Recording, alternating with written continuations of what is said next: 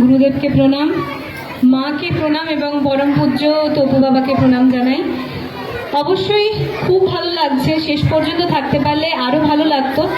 আশা করব মায়ের আগমনে আপনাদের সকলের জীবনে আনন্দ নেমে আসুক। আর এই যে মহা মিলন উৎসবের আয়োজন করা হয়েছে, দ্বিতীয়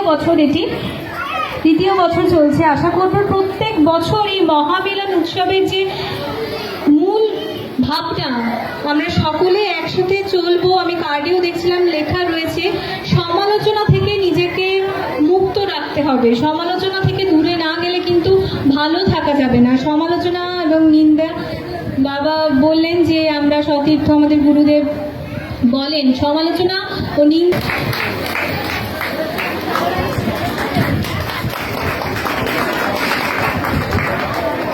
আমরা আবারও ফিরব নৃত্যে।